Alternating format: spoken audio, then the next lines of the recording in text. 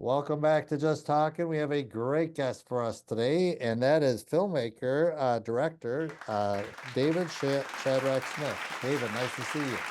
Great to see you. All right, David. Well, let's hear about this. How did you get started into filmmaking? I got started, it's not unrelated to the story of my film Public Access. I think that was the first sort of, we can talk about that in a minute, but that sort of like, hey, you can do this. And there are all these worlds out there to explore. And so I really started with that, like so many documentary filmmakers, I think just that spark of curiosity to see the world, interact with people, be some kind of bridge of understanding between this story and this audience and make people feel included in the world. So that was sort of the impulse.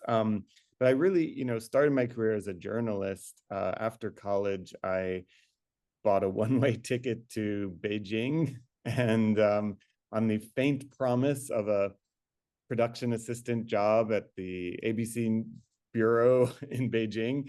And I ended up staying really close to 9 years there. And by the end, I was beginning to make more long form documentaries, and then found my way really to just fully embrace documentary. But I think that journalism and that experience of kind of going far away from my comfort zone was a big part of becoming a filmmaker. Just something I had identified early on in my life that I was just a fan. You also looked at your credits. You worked on Nova and National Geographic. Maybe you can talk Mhm. about those projects.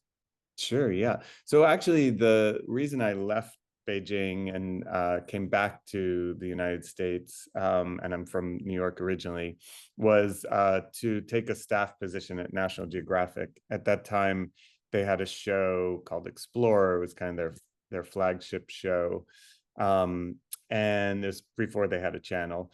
And they were looking for people that could work in the world. And I had that experience. I'd filmed in everywhere from Mongolia to Tibet to, um, Japan, China, obviously everywhere. And I think that facility with being able to go to places that you're not familiar with and find a story and tell a story as well as you possibly can. I think that was something that was of value to them. And sure enough, when I joined National Geographic, I was immediately sent all over the world. And it was exactly like the brochure. It was Tuesday you're in Peru, Wednesday you're in Indonesia, now you're going back to Mongolia. Well, that's not that far from Japan. Why don't you go there and shoot something? And so I was just kind of constantly um,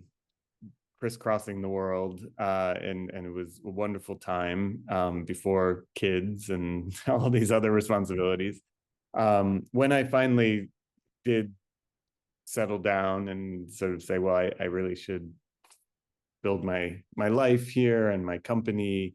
I started a company, and one of the early jobs we got was working on a Nova project that was going to commemorate the build for the 10th anniversary of 9/11 and follow the rebuilding of Ground Zero. And that included, One World Trade Center, the so-called Freedom Tower, the pools, the other transportation hubs. And we were just sort of looking at it very much from a engineering and complex construction project, and also full of deeper meanings to New York and the world. So that was a great experience. I think I worked on that for 3+ years, going down to Ground Zero every other day and going up and up and up as the tower was being built, and spending time with the architects and Michael Arad, who did the fountains. And yeah, it was a great experience. Wow, I will have to check that out. That's amazing I because think you can. Yeah. yeah. And also just as a New Yorker, it was very important uh, project to be a part of, and sort of, come to terms with those events, which I had been here for, and many layers of personal meaning involved in that too. Oh, yes, I did see the film Public Access. It was at the Oriental Theater in Milwaukee, and it's just Yeah. an absolutely phenomenal film. But those who don't know about it, what is your documentary Public Access Yeah.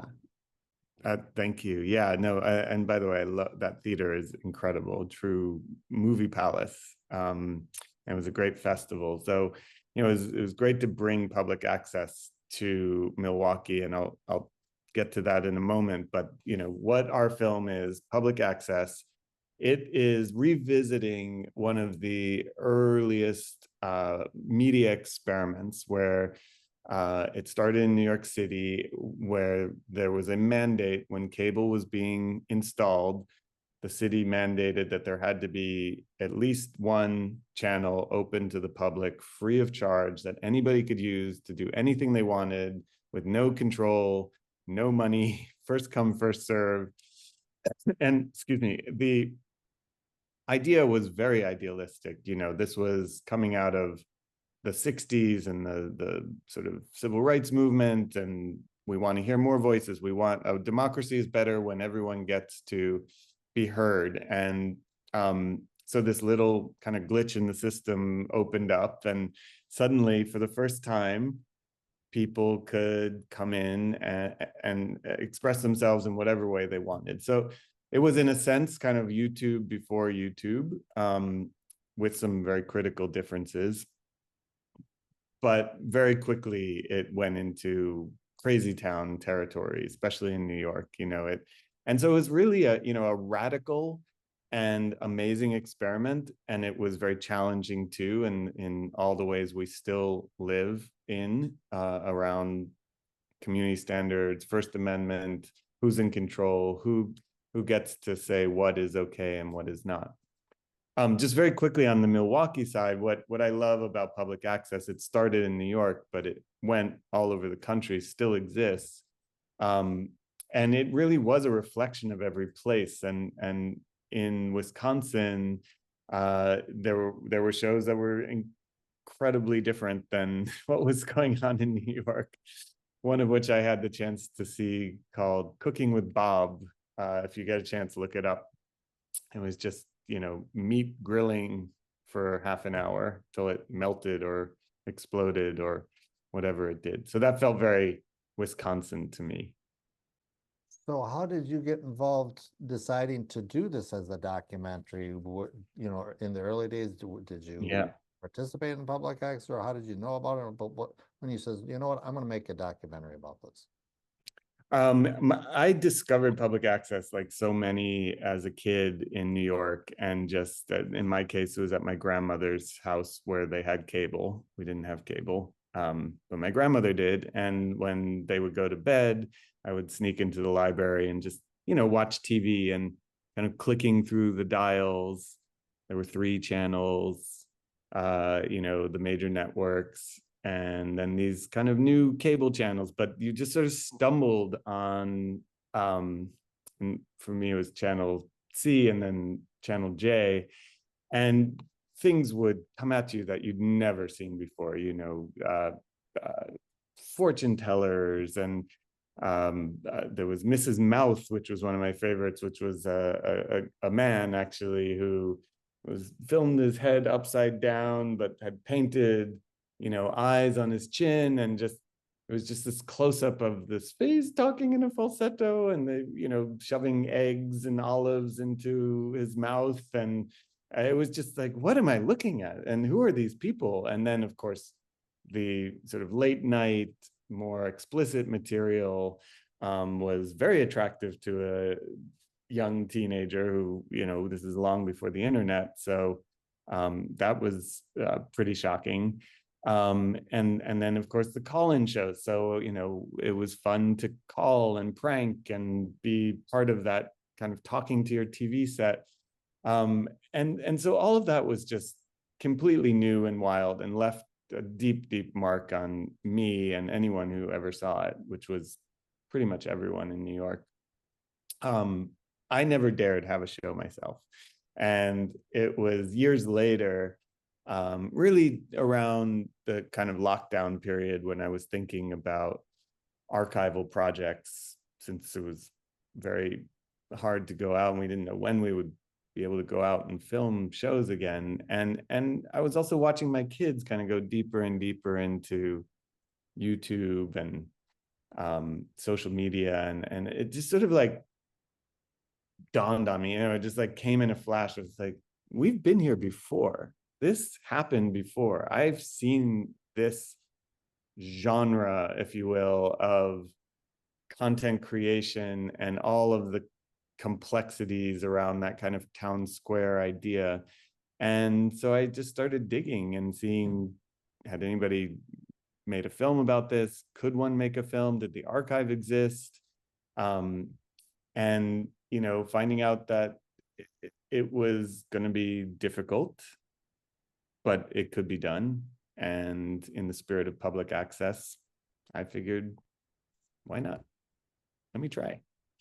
And what's amazing about that film, like you talked about archival footage and the Yeah. way it's different people approach documentaries where there could be a narrator, where you're interviewing people, but the story Mm-hmm. is told by the footage along the way. That had it been difficult to get all that footage, almost like a puzzle, putting it together. How was that process? Try because then you have to first find and contact them. Does Mm-hmm. the tapes even exist anymore? Let's hear your travels on trying to get them. Yeah. I mean, that was the joy and the challenge of this film, was rediscovering so much of these archives. Some shows that I remembered we just couldn't find. Other things, somebody said, "Oh, you got to talk to Willie. He had the Vole show. He's got his tapes in his, under his bed in a box." And some people were very good about preserving their tapes, because the structure of public access was the producers own the tapes, so it wasn't like there was a central repository of all of this. It was up to the producers. So some were very self-conscious artists, like Anton Perek, who we feature, was preserving all his artwork, and he considered this part of his oeuvre, is, I guess you pronounce it. And so, he had digitized and preserved. Others were kind of donated to libraries, but maybe some had not really done anything with them. And so a lot of what we were also doing was preserving this history, helping producers digitize, making it available for future documentarians or anyone to have access to it. But it was an enormous job. We had to do very primary research kind of work. So we're talking to producers, we're digging through tapes, we're going through thousands of hours of footage. My editor, Jeff Grutzmacher, my archival producer, and Michelle and the Gabriano, and my producer, Sarah Crow, they really did so much of that kind of first level of work, like, oh, this is interesting. And then together we kind of built a filter set around what would be a good story, and just started putting the puzzle together. But you're absolutely right. It started with a frame, like, this is the history of this first open media experiment. And then, you're kind of putting the pieces in, and we had too much, not enough of that, made some hard choices, a lot, obviously couldn't make it in. And step by step, it all came together. But making it a fully archival project where audiences are immersed and kind of having that experience like I had as a kid of, you don't really know what's coming next, but it's going to be interesting, and not giving you a sort of break from that. That was, I think, a very important intent of the project. Absolutely. I'm glad you listed the producers that were involved in it as well. One of the names in the credits was Steve Buscemi, I think, as Mm-hmm. one of the executive producers. How did he get involved in this? Yeah, we had great executive producers, Steve Buscemi, his producing partner Ren Arthur, and Benny Safdie, who great director, actor. Um, and they all kind of came about through I was introduced to them through my agents, you know, that you have in certain parts of your career in this business. But you know, we were just kind of talking about general ideas and projects. And I remember the first time just having a what they call a general with Steve Buscemi, and we were talking about all kinds of stuff. And I said, well, I'm also kind of working on this film about public access. And you know, he and Ren lit up, and they're like, oh, we remember public access. I think I was on a show at some point, and you know, we know so many people involved. They were friends with Debbie Harry, and you know, who was a part of TV Party, one of these great shows. And so they jumped on right away. And then later, you know, we met Benny Safdie because we knew that they would be really interested, just stylistically, the work of the Safdie brothers, and they're New York kids, and we thought they would be very interested in it and have a lot to add to the process. So, you know, given the age ranges, it was really cool because, you know, Steve probably knew more about sort of like the 70s. I grew up in the 80s, and Benny grew up in the 90s. So we all had our own reference points about which shows were important. And kind of it was a bit of a Greek chorus on how to tell the story. Yeah, why do you talk about the history? It's like it is a history project because you also put in there George Stoney, who is not Mm, considered the father of public access. And yep. I met him years ago at one of the conferences too, as well. Um, did you Mm. also then look at other access centers out of New York, just to sort of get a Yeah. more general feel of public access in general across the country, I guess? Yeah. I mean, these are the kinds of things that fall a little bit in your regret column, you know, when you're making a film and trying to keep it to under 2 hours of runtime. Uh, things get lost. And one of the two of the things that got lost, you just named, name checked. Um, one, you know, we had built a whole little sequence about George Stoney and the origins of the Alternative Media Center in New York that he and Red Burns, another important figure, were part of. They were the architects of public access. They were the ones that went and advocated for it with the city of New York and around the country and in Canada. And, you know, such an important figure in the history of media. It was hard to tell in our story because it just gets a bit maybe academic, and we just kind of wanted to get to day one as fast as we could. But you know, look him up, George Stoney. You met him, very very interesting figure. Um, and one of the interesting things about George Stoney too is that he later on was, I wouldn't say he disowned the experiment of public access, but he did sort of say like, this isn't what I meant.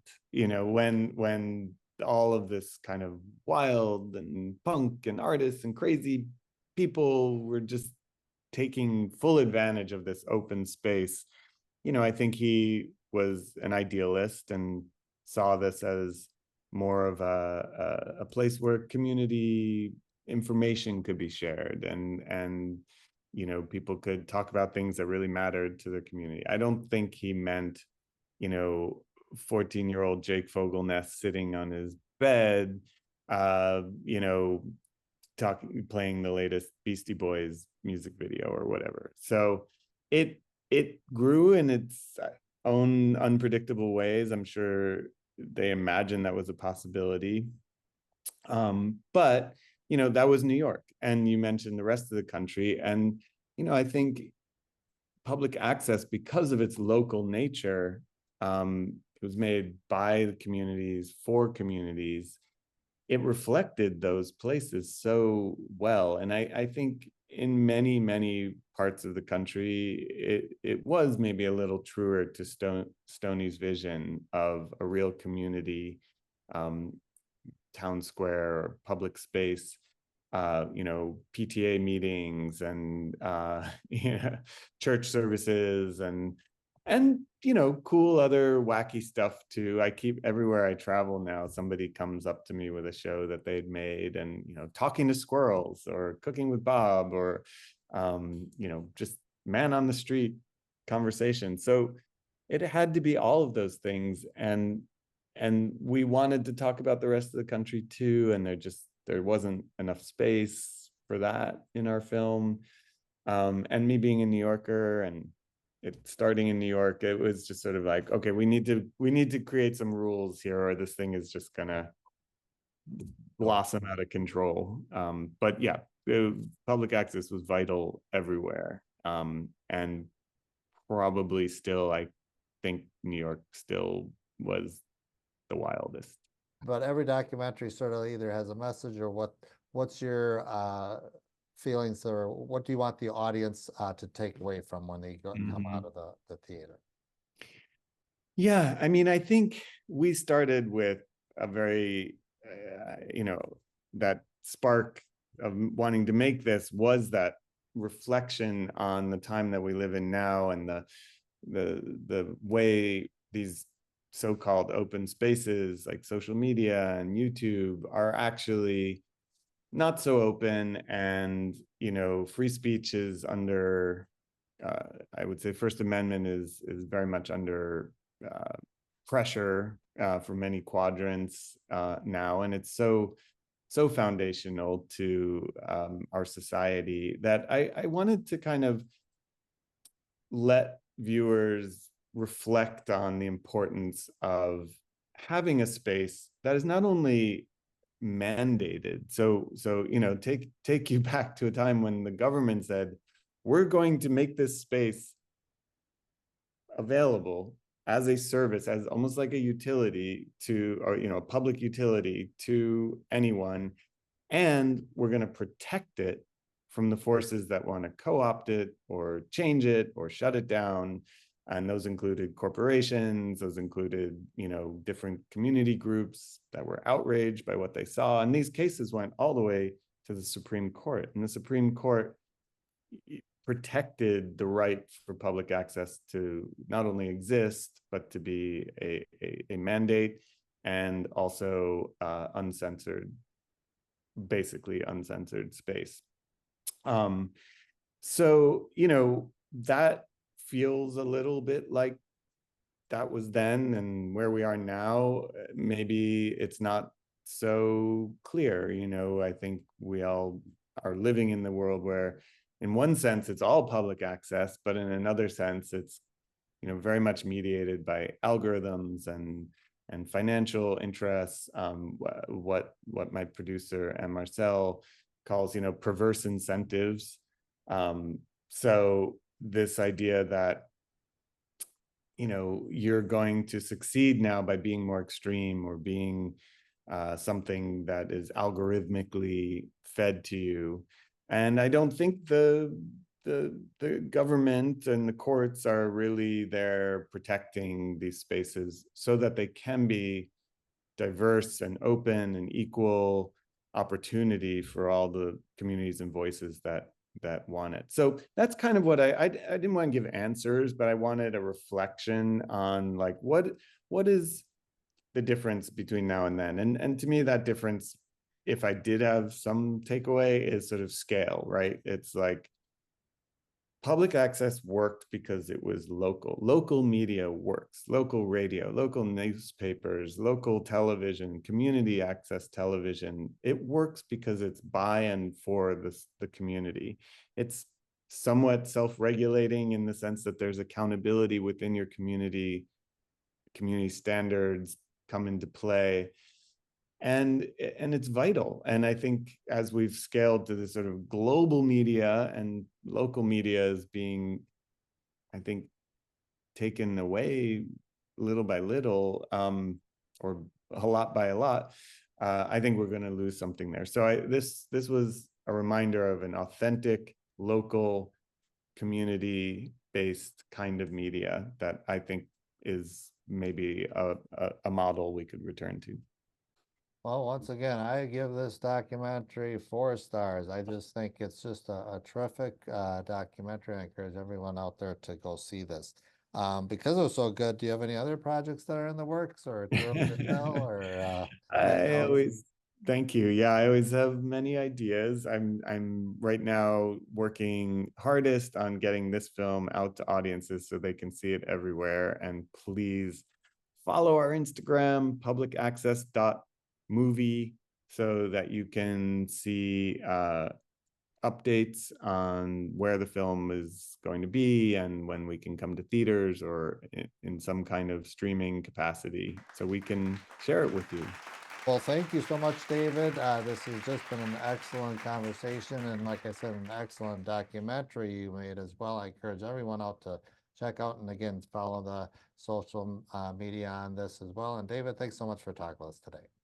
Thank you so much, Jason. This was great. And thanks for coming and watching the film.